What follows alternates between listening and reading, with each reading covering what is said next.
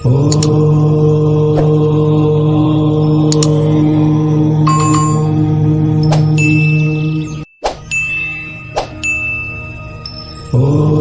परमात्मने नमः। जब भगवान श्री कृष्ण अपने परम धाम को चले गए और पांडवों ने परीक्षित को राज्य सौंप कर अपने स्वयं हिमालय की तरफ निकल गए, उस समय दिग्विजय के लिए महाराज परीक्षित अपने राज्य से निकले और थोड़ी देर दूर पर उन्होंने एक अपना शिविर लगाया था।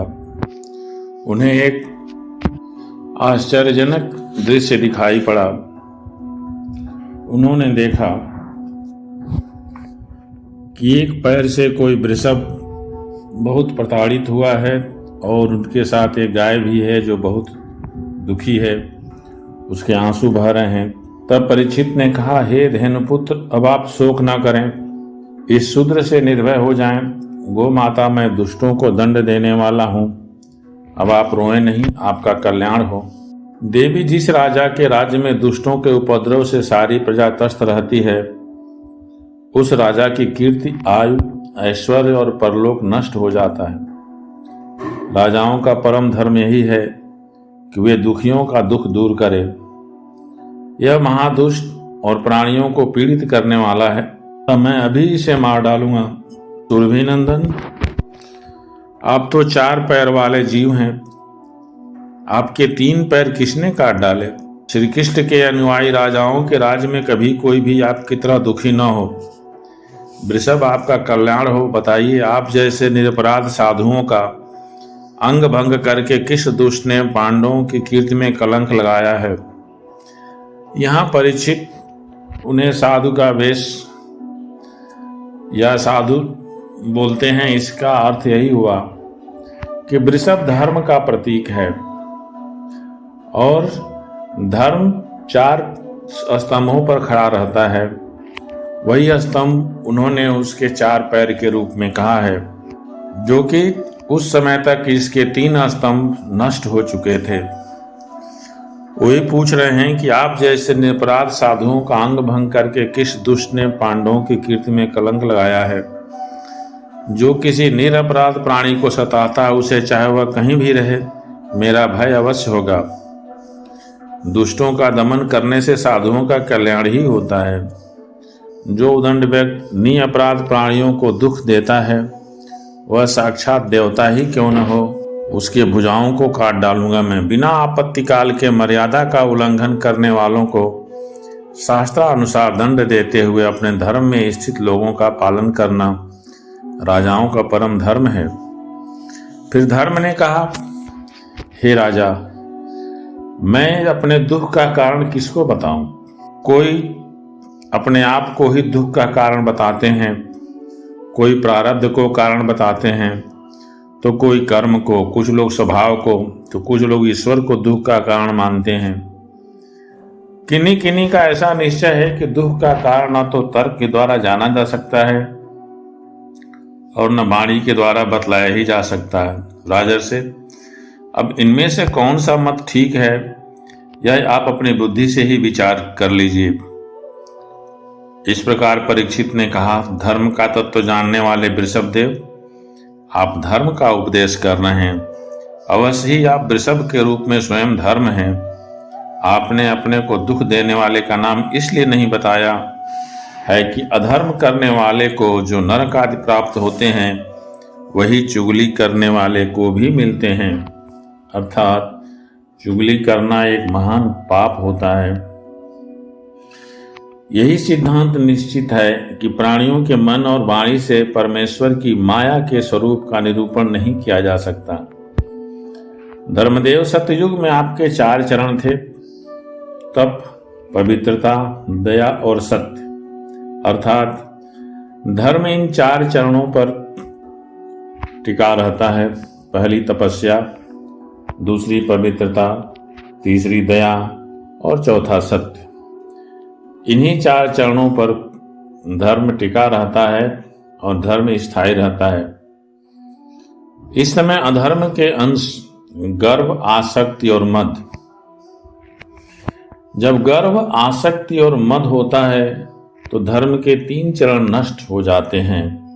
वही कह रहे हैं कि गर्व, आसक्ति और मद से 3 चरण नष्ट हो चुके हैं।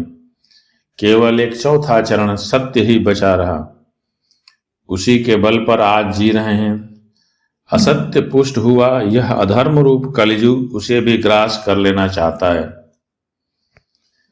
ये गौ माता साक्षात पृथ्वी हैं। भगवान ने इनका भारी बोझ उतार दिया था और वे उनके राशि राश सौंदर्य बिखेरने वाले चरण चिन्हों से सर्वत्र उत्सवमयी हो गई थी।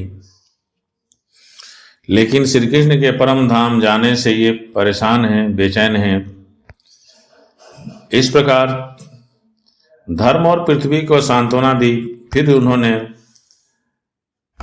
कलियुग को मारने के लिए एक तीक्ष्ण बाण उठाया, लेकिन वह झटपट उनके चरणों में गिर पड़ा। उन्होंने जब कलियुग को अपने पैरों पर पड़े देखा तो वे उसे मारे नहीं, उसे दया करके अभय दान दिए। वे बोले कि जब तू हाथ जोड़कर शरण आ गया है, तब अर्जुन के वंश में उत्पन्न हुए किसी भी वीर से तुझे कोई भय नहीं है, परंतु तू अधर्म का सहायक है, इसलिए तुझे मेरे राज्य में बिल्कुल नहीं रहना चाहिए। तेरे राजाओं के शरीर में रहने से ही लोभ, झूठ, चोरी, दुष्टता, स्वधर्म त्याग, दरिद्रता, कपट, कलह, दंभ और दूसरे पापों की बढ़ती हो रही है। अतः अधर्म के साथी, इस ब्रह्मावर्त में तुम एक क्षण के लिए भी नहीं ठहरना, क्योंकि यह धर्म और सत्य का निवास स्थान है। इस क्षेत्र में यज्ञ विधि के जानने वाले महात्मा यज्ञों के द्वारा यज्ञ पुरुष भगवान की आराधना करते हैं। इस देश में भगवान श्री हरि यज्ञों के रूप में निवास करते हैं। यज्ञों के द्वारा उनकी पूजा होती है और वे यज्ञ करने वालों का कल्याण करते हैं।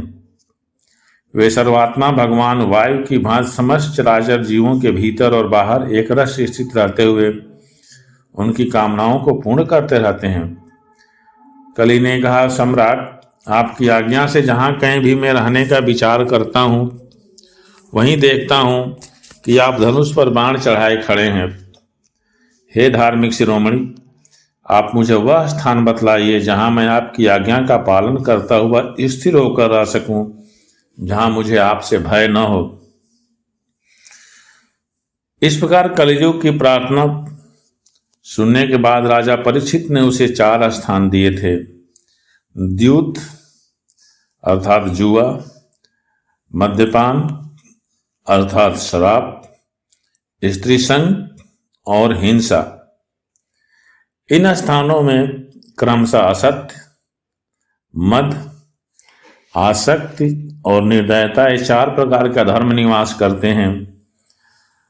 द्यूत में असत्य निवास करता है, जुए में असत्य निवास करता है, मद्यपान में अहंकार निवास करता है, स्त्री संग में आसक्ति निवास करता है और हिंसा में निर्दयता निवास करता है। ये 4 प्रकार के अधर्म होते हैं। असत्य, मद, आसक्ति और निर्दयता, ये 4 अधर्म हैं। उसने और भी स्थान मांगे, तब समर्थ परीक्षित ने उसे रहने के लिए एक और स्थान सुवर्ण या धन दिया। इस प्रकार जहां धन होता है वहां कलियुग भी होता है।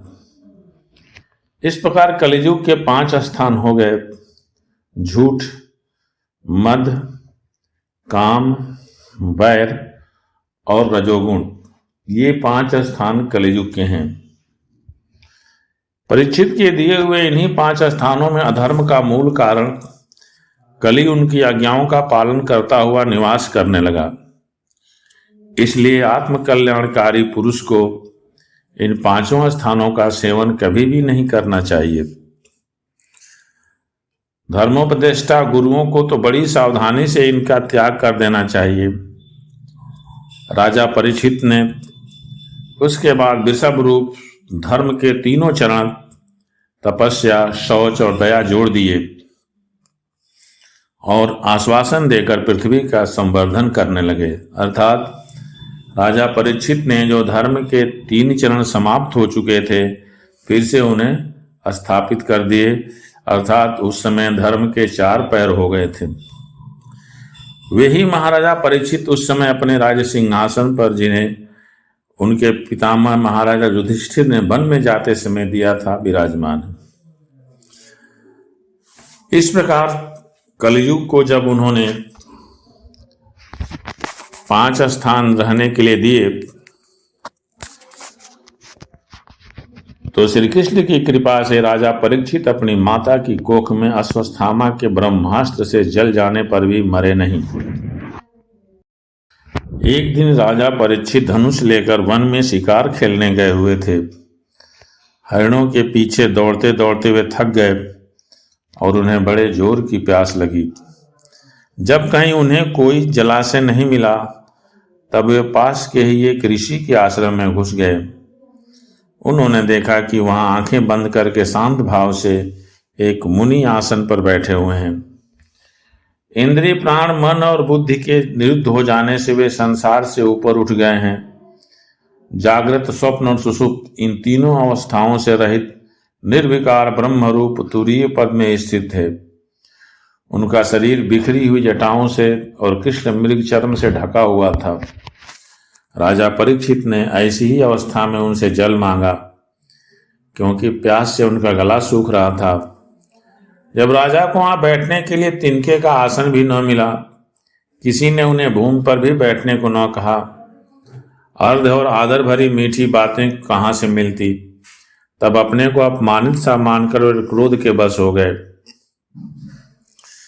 सौनक जी, वे भूख प्यास से छटपटा रहे थे, इसीलिए एकाएक उन्हें ब्राह्मण के प्रति ईर्ष्या और क्रोध हो गया। उनके जीवन में इस प्रकार का पहला ही अवसर था। वहां से लौटते समय उन्होंने क्रोधवश धनुष की नोक से एक मरा सांप उठाकर ऋषि के गले में डाल दिया और अपनी राजधानी में चले आए। उनके मन में यह बात आई कि उन्होंने जो अपने नेत्र बंद कर रखे हैं, सो क्या वास्तव में उन्होंने अपनी सारी इंद्रिया वृत्तियों को निरोध कर लिया है, अथवा इन राजाओं से हमारा क्या प्रयोजन है। यूं सोचकर उन्होंने झूठ मूठ समाधि का ढोंग रच रखा है।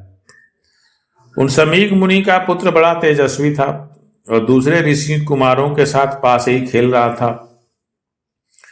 जब उस बालक ने सुना कि राजा ने मेरे पिता के साथ दुर्व्यवहार किया है, तब वो इस प्रकार कहने लगा, ये नरपति कहलाने वाले लोग उच्छिष्ट भोजी कौओं के समान संड मुसंड होकर कितना अन्याय करने लगे हैं।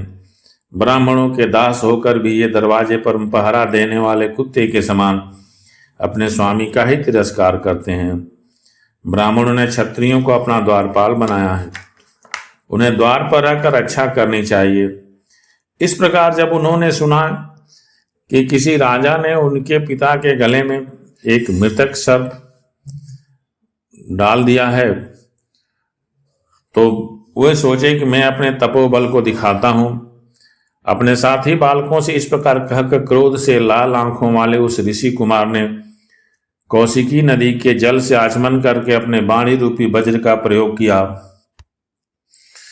कुलांगार परीक्षित ने मेरे पिता का अपमान करके मर्यादा का उल्लंघन किया है, इसलिए मेरी प्रेरणा से आज के 7वें दिन उससे तक्षक सर्प डस लेगा। इसके बाद वह बालक अपने आश्रम पर आया और अपने पिता के गले से सांप देखकर उसे बड़ा दुख हुआ और रोने लगा। समीक मुनि ने अपने पुत्र का रोना चिल्लाना सुनकर धीरे से अपनी आंखें खोली और देखा कि उनके गले में एक मरा सांप पड़ा है। उसे फेंककर उन्होंने अपने पुत्र से पूछा, बेटा तुम क्यों रो रहे हो, किसने तुम्हारा अपकार किया है। उनके इस प्रकार पूछने पर बालक ने सारा हाल कह दिया। ब्रह्मर्षि समीक ने राजा के शाप की बात सुनकर अपने पुत्र का अभिनंदन नहीं किया। उन्होंने कहा कि परीक्षित शाप के योग्य नहीं थे। उन्होंने कहा, ओह मूर्ख बालक, तूने बड़ा पाप किया है। खेद है कि उनकी थोड़ी सी गलती के लिए तूने उनको इतना बड़ा दंड दे दिया। तेरी बुद्धि अभी कच्ची है। तुझे भगवत स्वरूप राजा को साधारण मनुष्य के समान नहीं समझना चाहिए, क्योंकि राजा के दुस्सह तेज से सुरक्षित और निर्भय रहकर ही प्रजा अपना कल्याण संपादन करती है।